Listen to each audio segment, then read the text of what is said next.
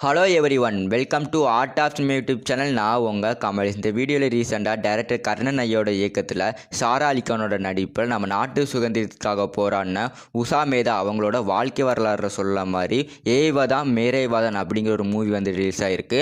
அந்த மூவியோட ரிவ்யூ தான் இந்த வீடியோவில் பார்க்க போகிறோம். வாங்க மூவியோட ரிவ்யூக்குள்ளே போகலாம்.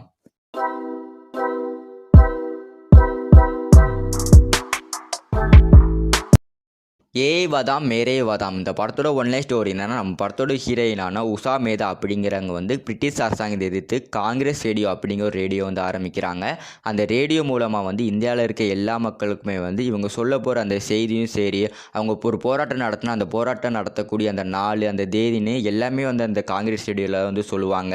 இந்த விஷயம் வந்து பிரிட்டிஷ் அரசாங்கத்துக்கு வந்து தெரிய வந்துடுது. கடைசியில் என்னதான் ஆகுது, உஷா மேதா அப்படிங்கிறவங்க வந்து அந்த போராட்டத்தை வந்து தேதியை வந்து அறிவிச்சாங்களா இல்லையா, இல்லாட்டி அந்த காங்கிரஸ் ரேடியோ வந்து பிரிட்டிஷ் அரசாங்கம் வந்து கண்டுபிடிச்சதா இல்லையா அப்படிங்கிறத சொல்கிற ஸ்டோரி தான் ஏய்வதான் மேரேவதான்.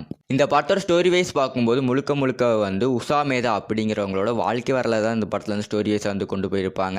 அது மட்டும் இல்லாமல் இந்த படத்தில் வந்து போராட்டம், அதுக்கப்புறம் அந்த சுதந்திரம் படுறதுக்கான அவங்க படுற கஷ்டம், இது மட்டும் தான் இந்த படத்தில் ஸ்டோரி வைஸை வந்து கொண்டு போயிருப்பாங்க அப்படின்னு நினச்சி அந்த படத்தை வந்து பார்த்தேன். ஆனால் அந்த படத்தில் வந்து உஷா மேதா அப்படிங்கிறவங்களோட காதல் கதையுமே வந்து இந்த படத்தில் வந்து ஸ்டோரி வைஸை வந்து கொண்டு போயிருப்பாங்க.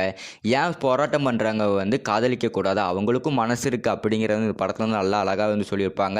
அந்த லவ் ஸ்டோரியுமே வந்து எனக்கு பர்சனலாக ரொம்பவே வந்து பிடிச்சிருந்தது. படத்தோட ஸ்டார்டிங் சீன்லேருந்து எண்டிங் சீன் வரைக்குமே வந்து அவங்க ரெண்டு பேருமே வந்து ஒன்று சேரணும் அப்படிங்கிற ஒரு கண்ணோட்டத்துலேருந்து தான் இந்த படத்தை தான் பார்த்துக்கிட்டு இருந்தேன். இந்த படத்தோட கிளைமேக்ஸில் வந்து ஆண்களை வந்து பெருமைப்படுத்துகிற விதமாக வந்து இந்த படத்தோட கிளைமேக்ஸ் வந்து முடிச்சிருப்பாங்க.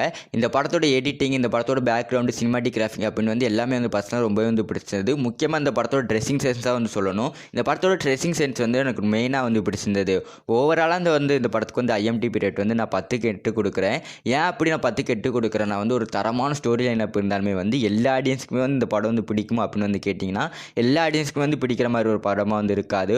ஒரு ஆர்மி சம்மந்தமான படம், அப்புறம் இந்தியாவோட சுதந்திரத்தை பற்றின ஒரு படம் பார்க்குறவங்களுக்கு தான் இந்த மாதிரியான ஸ்டோரி லைனப் இருக்கிற படம் வந்து பிடிக்கும். உஷா மேதா இப்படிங்கிற ஒரு பேரை கூட நீங்கள் கேள்விப்பட்டிருக்க மாட்டீங்க. ஆனால் மறைக்கப்பட்ட சுதந்திர வீரர்களோட ஒரு தியாகமும் எப்போதுமே வந்து இந்த இந்தியாவில் வந்து இருந்துக்கிட்டு தான் இருக்குது. இந்த மாதிரியான மறைக்கப்பட்ட தியாகிகளை பற்றியுமே வந்து ஒரு படம் எடுக்கிறது அப்படிங்கிறது வந்து இந்த மாதிரி ஒரு படத்தை பார்க்குற மூலமாக வந்து எனக்கே வந்து தெரிய வருது.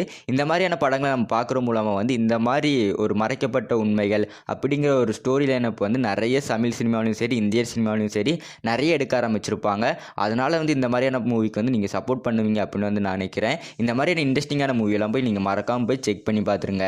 இந்த வீடியோ பிடிச்சிருந்தால் லைக் பண்ணிடுங்க. ஒரு சூப்பரான மூவி ரிவ்யூ பார்க்கணும்னா சைடில் தெரியுற இந்த வீடியோ வந்து கிளிக் பண்ணி பாருங்கள்.